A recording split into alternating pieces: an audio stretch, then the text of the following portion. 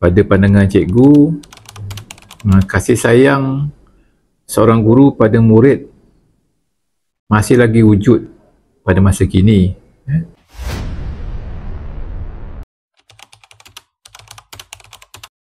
Macam mana seorang guru tu nak mewujudkan kasih sayang antara guru dan murid, especially untuk guru kaunseling lah. Kita kena sentiasa dekat dengan pelajar, kena bina hubungan yang baik dengan pelajar. Maknanya tanyalah pelajar kenapa kalau yang selalu yang tak hadir tu, tanya dia kenapa selalu tak hadir sekolah. Kita kena ada hubungan yang rapat. Kerana budak-budak zaman sekarang ni dia tak sama macam dulu. Dulu kita mungkin boleh didik tu dengan cara bertegas, tapi zaman sekarang punya anak-anak kita kena jadi kawan.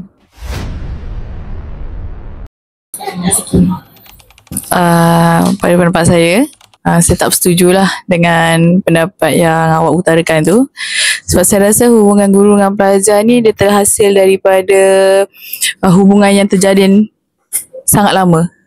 Kerana pelajar pun menghabiskan masa yang agak panjang di sekolah bersama dengan guru. Saya rasa hubungan kasih sayang tu terjalin daripada hari pertama pelajar datang ke sekolah. Pada pendapat saya, kasih sayang seorang guru kepada pelajar tidak pernah hakis. Tidak pernah. Dan sebenarnya cikgu-cikgu telah mengadakan pelbagai macam-macam usaha.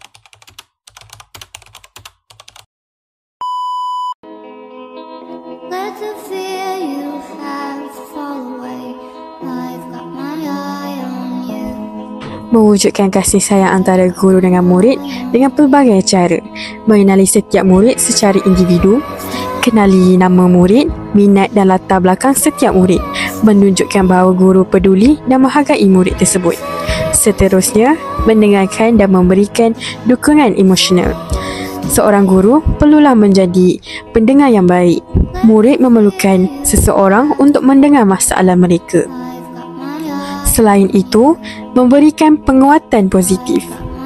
Berikan pujian dan penghargaan ketika murid menunjukkan usaha atau prestasi baik dalam akademik maupun aspek lain. Guru juga perlu menghargai pendapat dan idea murid.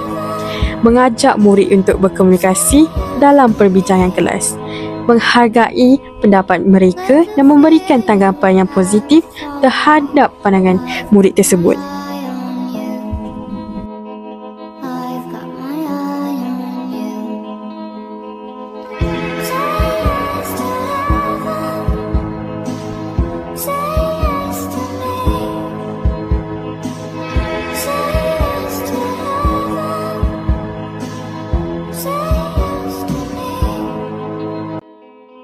Kesimpulannya, hubungan kasih sayang antara guru dengan murid di SMK Sungai Abung tidak terhakis. Walaupun terdapat cabaran-cabaran tertentu, kasih sayang guru terhadap murid masih wujud dan penting dalam proses pendidikan. Peranan guru sebagai pembimbing dan penyokong kepada murid dalam pelbagai aspek kehidupan tetap relevan dan diperlukan pada masa kini.